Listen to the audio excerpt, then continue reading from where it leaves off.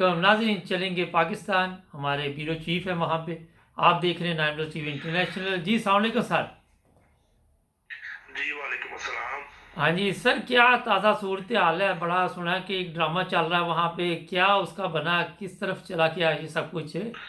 शुरू कहाँ से हुआ और पहुँच कहाँ पे हाँ गया? जी, ये जो एक तो ये वाकया था जो 14 अगस्त को पेश आया था मीनार पाकिस्तान में जी। आयशा आकरम नामी खातून के साथ। तो वो दिन ब दिन रोज ब रोज उसमें नए इंकशाफात होते जा रहे हैं। तो चंद रोज कबल लड़की ने डीआईजी साहब इन्वेस्टिगेशन के पास पेश होकर स्टेटमेंट दी थी कि ये सारा काम जो वाकया हुआ है ये मेरे कुलीग रैम्बो, उसका नाम है आमिर सुहेल उर्फ रैम्बो, और उसके हम्म। साथ 12 अफराद की टीम है जो यूट्यूब के ऊपर और टिकटॉक के ऊपर काम करती है। तो उन्होंने ये सारा काम किया है। उन्होंने ही मेरे कपड़े फाड़े थे और उन्होंने ही मेरे जेवरात और चीजें छीन कर मुझे वहां पर हवा में उछालते रहे हैं। हम्म। तो ये सारे काम के पीछे जो है वो मेरी टीम शामिल है।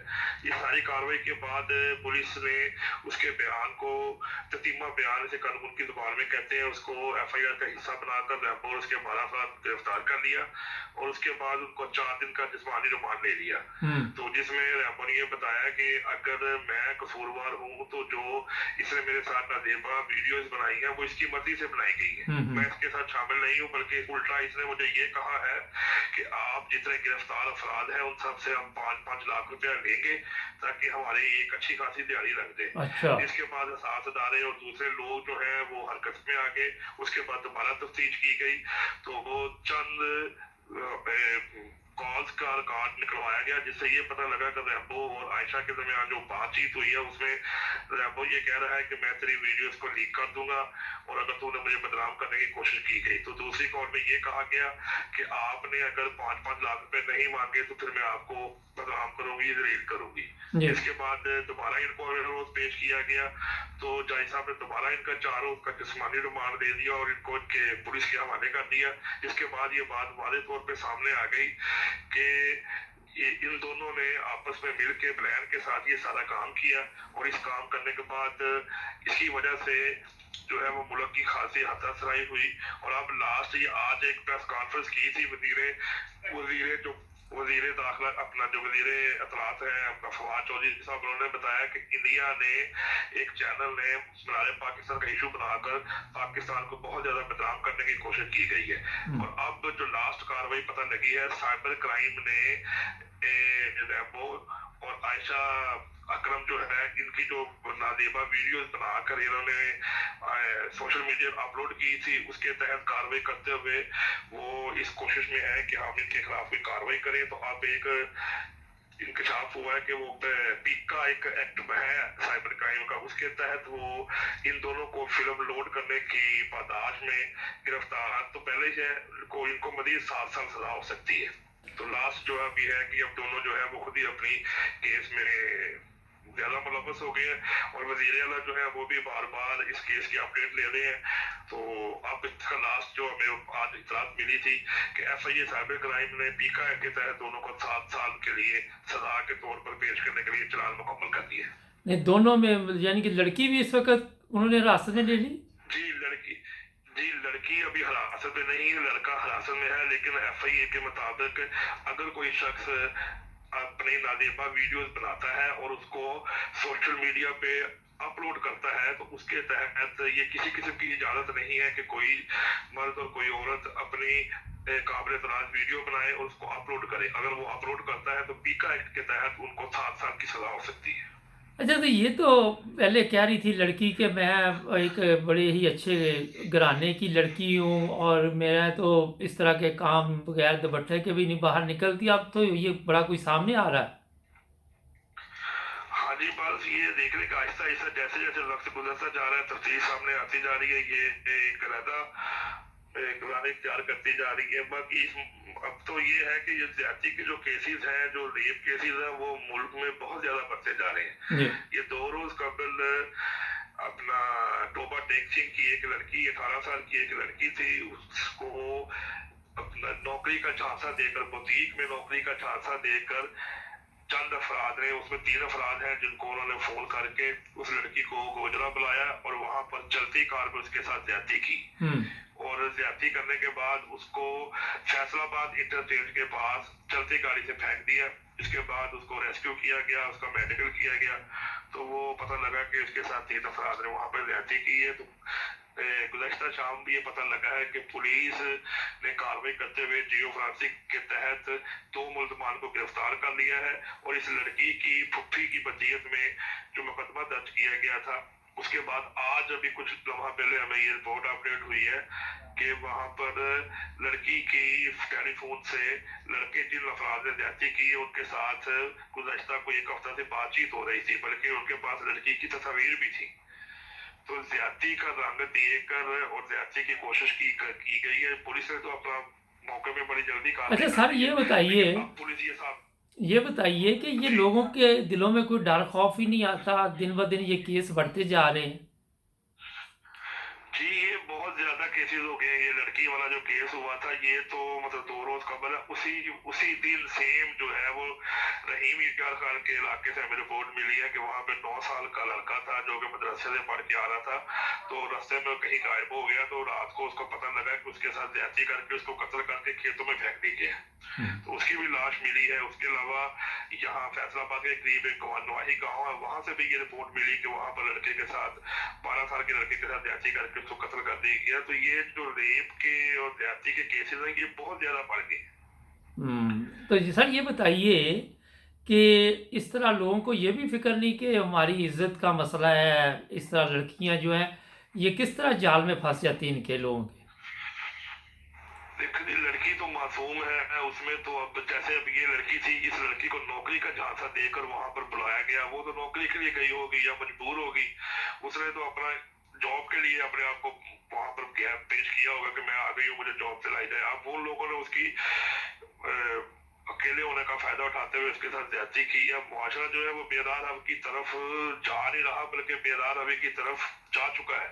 अब इतने ज्यादा केसेस होना अल्लाह ताला ही है जी हदायत का सामान पैदा कर दे। अभी तक तो ऐसी बात नजर कोई नहीं आ रही। अच्छा, मुआशरे के अंदर इतनी बेदार रवि फैल गई है। ये जो वीडियो जी अपलोड करते हैं अपनी ऐसी वीडियो बना के ये लड़कियां लड़के, ये कहाँ से आपके ख्याल में ये जी सब कुछ सीख रहे हैं, किस मुल्क के नक्शे कदम पे ये चल रहे हैं? क्योंकि पिछले दिनों इंडिया में ये भी सब एक बहुत बड़े ऐसी अदाकारा है और उसका मियाँ है, उनको भी इस मुश्किल का सामना है और मियाँ गिरफ्तार है। तो ये कहीं वहीं से तो नहीं है ये सब कुछ सीख रहे?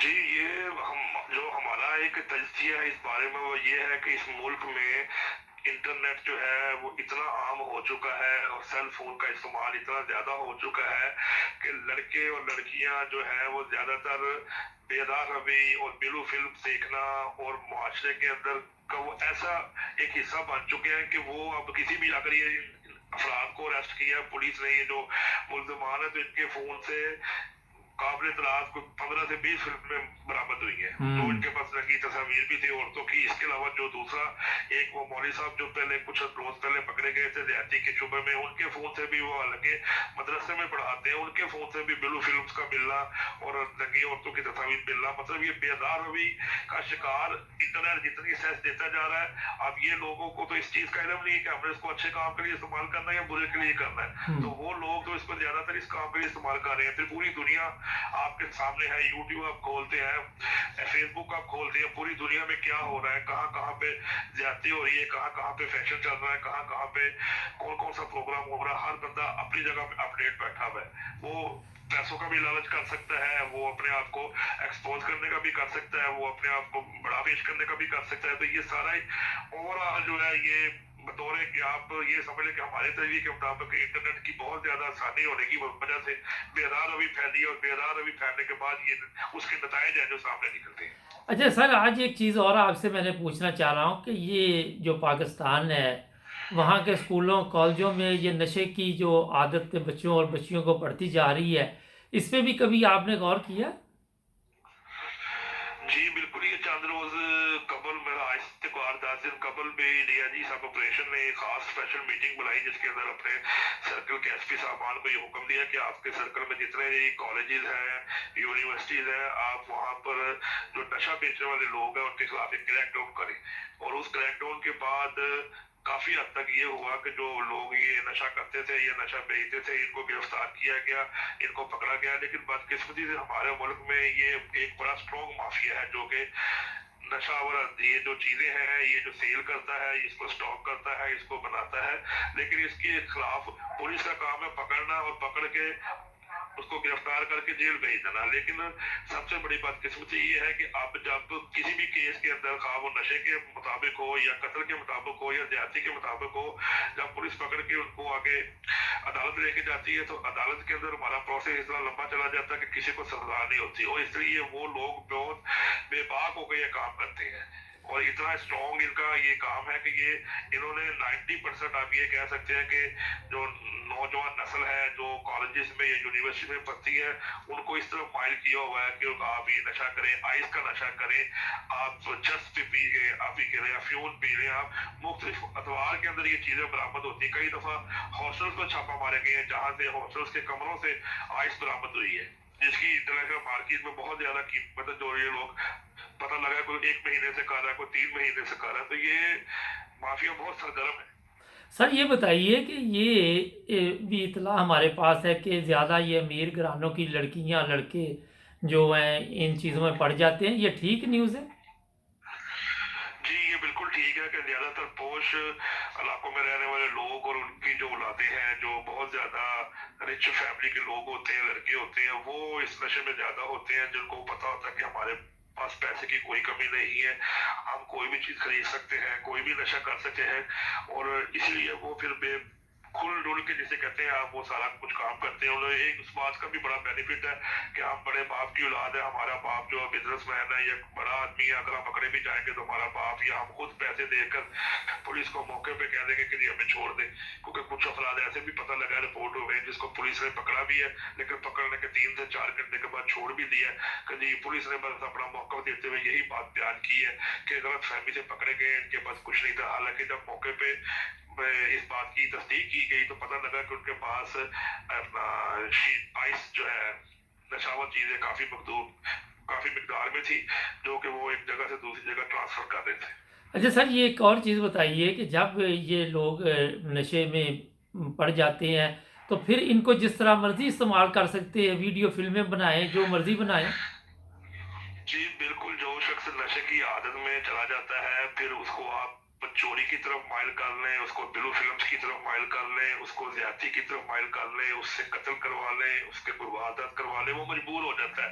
जब नशा करने वाले को नशा नहीं मिलता तो उससे फिर आप कहेंगे कि जो मैंने चोरी करनी है, पैसे लेके आने हैं, वो फिर इसी तरह किसी को लूटता है, कोई गाड़ियां लूटता है, किसी के घर डकैती करता है, या उसे कहते हैं कि हम तेरा नशा पूरा कर देंगे, तुम फला बंदे को जख्मी कर रहे हो, तुम उसको मारो। तो ये बिल्कुल इसी तरह नशावर जो लोग होते हैं, ये उनको नशा की जब लत में मुब्तला कर देते हैं तो उसके बाद ये उनसे कोई भी काम ले सकते हैं। और अक्सर बेशतर जो लड़के मोटरसाइकिल पे मोबाइल फोन छीनते हैं या ये जो मोबाइल स्नैचिंग के अंदर पाए जाते हैं, ये नौजवान अलीट क्लास के लोग होते हैं कि जो नशे के हाथों मजबूर होकर इस तरह की वारदातें करते हैं। और इस तरह के ये जो वाकयात पेश आते हैं जिसके अंदर ये होता है कि वारदात की बंदे को कत्ल कर दिया, चीज छीनी और चले गए, तो ये लोग ही ज्यादातर पाए जाते हैं। अच्छा सर, एक और चीज़ बताइए कि इसमें हमें ये भी इतला है कि पुलिस के कुछ जवान भी मुलव्वस होते हैं जो इनकी मदद करते हैं। हाँ जी बिल्कुल इसी तरह है। पुलिस के अफराद जो है कई जगह पे, जब आज से कोई 1 डेढ़ माह पहले भी पुलिस के जो डीआईजी साहब थे उन्होंने कहा था कि ये जो नशा करने वाले लोग हैं इनको आप पकड़े जाइए, जो इनको नशे की तरफ लाते हैं। तो जो नशा करने वाले लोग हैं जब उनके खिलाफ क्रैकडाउन हुआ तो उन्होंने खुद बताया कि पुलिस के ही अफराद हमें ये नशे की पुड़िया दे के जाते हैं, वो हमें कहते हैं कि इसको आप बेचो, आप पियो, इसको बेचो और हमें इतने पैसे आगे से ला के दो। हम्म। तो इसमें कोई डाउट नहीं है कि पुलिस भी बिलाशुबा जो है इन वाकयात में मुलव्वस है, बल्कि पुलिस यहाँ तक भी मुलव्वस है कि कुछ लोग जो ये मोबाइल छीनते हैं या वारदातें करते हैं तो उनके साथ भी पुलिस मिली होती है कि अगर तुमने कोई वारदात की तो उसका हिस्सा हमें पहुंचा दो, हम्म। ताकि अगर तुम पकड़े भी जाओगे तो हम आपको बचा भी लेंगे और जहां तक हो सकेगा आपको बाहर भी निकाल देंगे। सर ये बताइए कि इमरान खान कई दफ़ा ये कह चुका है जो क्रिमिनल पुलिस वाले हैं उनको नौकरी से छुट्टी दे दी जाएगी, वो घरों को चले जाएंगे, मगर अभी तक मुझे नज़र तो ये आ रहा है कि कोई ऐसा हाई लेवल पे काम नहीं हुआ या बड़े कदम नहीं उठाए जी गए। बिल्कुल, ये कदम तो वजीर लेकिन पाकिस्तान उनकी कैबिनेट और kabinah के अंदर ही डिस्कस हो सकता है। नीचे लेवल पे तो अभी ऐसा कोई भी शख्स हमने नहीं देखा कि जिसने कोई ऐसी कार्रवाई की हो या जिसको सजा के तौर पे जिस तरह नौकरी से बर्खास्त किया हो या उसकी सर्विस काटी हो। रिपोर्ट जरूर होती है, एंटी करप्शन में भी बेशुमार दरखास्तें हैं जो कि चली गई हैं। इसी तरह मुख्तलिफ जराए हैं जहाँ पर पुलिस के खिलाफ कंप्लेन की जाती है कि पुलिस वाले रिश्वत लेते हैं, पुलिस वाले कब्जा ग्रुप की पुश्तपनाही करते हैं। तो ये लोग बिल्कुुल बिलाशुबा इसी तरह काम कर रहे हैं, लेकिन अभी तक कानून के मुताबिक किसी भी पुलिस एहलकार के खिलाफ इस तरह की कार्रवाई अमल में नहीं लाई गई। चंद एक ऐसे पुलिस एहलकार हैं जिनको ये आप कह सकते हैं कि उनके खिलाफ कोई बड़ा खास केसों का केस, हाई प्रोफाइल केस हो जो कि मंजर आम पर आ गया हो तो पुलिस की उसके खिलाफ कार्रवाई कर ली हो तो वो हो सकता है। लेकिन अभी तक ऐसा कोई भी अमल नहीं है कि जिसके अंदर पुलिस जो मुलव्वस हो तो उसके खिलाफ कार्रवाई की हो। लेकिन इमरान खान साहब जो है वो यही कहते हैं कि जी पुलिस जो है वो सियासत और सियासी असर रसूख से हटकर काम करना चाहिए, लेकिन अभी तक इसमें पूरा असर रसूख हासिल है हर चीज का। अच्छा सर, वो आजकल दोबारा मैं देखा मीडिया टॉक पे आ रहे हैं आपके जो साबिक गवर्नर थे, तो कोई शर्म नाम की चीज़ वहाँ पे नहीं है? नहीं जी, गवर्नर साहब से इस बारे में फिर एक सहाफी 92 न्यूज के थे, उनसे उन्होंने सवाल पूछा कि जी गवर्नर साहब आप के ऊपर ये एलिगेशन है कि आपने लड़कियों को जब आप एज गवर्नर थे तो झांसा देकर आप उनके साथ गरीबा फिल्म बनाई के साथ रेप किया है। और उन्होंने कहा जी जो फिल्म बनाई गई है या जो फिल्म आपने देखी है उसमें मैं नहीं हूँ, वो मुझे आपने एक बड़ी भरपूर साजिश की है, जबकि मेरा इसके साथ नहीं का आप देख सकते हैं कि मैं इस किरदार का इस कैटेगरी का मालिक नहीं हूँ। उन्होंने बड़े आराम से चंद लफ्ज बता दी कि मैं इस काम नहीं हूँ, काम में कोई तलक है। यही बात उनके जो रहा है अल्लाह साहब है या जवेद लतीफ साहब है, उनसे भी इस बारे में बातचीत की गई तो उन्होंने भी यही बात की कि ये उनको एक बदनाम करने की साजिश है। अगर यही बात कोई मिडिल का बंदा करता तो वो मीडिया की जीरत बन जाता और हाई प्रोफाइल केस जी बन जाता। जी बड़ा आदमी और बड़े आदमी होने की वजह से ये सारी बात खामोशी से चुप कर गई है कि जी ठीक है जी, उन्होंने कह दिया अपने मुंह से जी मैं ऐसा नहीं हूँ और ना मैं इसमें मुलव्वस हूँ, तो लिहाजा साहब ने यकीन कर लिया कि वो ऐसे नहीं है। बहुत शुक्रिया सर आपका, आपने 9 बजे टीवी को टाइम दिया। फिर आपसे रब्ता रहेगा इंशाल्लाह। अपना ख्याल रखें। नाजरीन, पाकिस्तान से ब्यूरो चीफ बता रहे थे पाकिस्तान की ताज़ा सूरत हाल, और जो ड्रामा 14 अगस्त को मनारे पाकिस्तान पे था वो कहाँ पहुँच गया, इसी पे भी बात हुई और भी बातें आपके सामने हैं। हमारे चैनल को भी सब्सक्राइब करें। कल फिर मिलेंगे नए प्रोग्राम में आज मुबारक के साथ। आज के लिए इतना ही बहुत है। अल्लाह हाफिज़।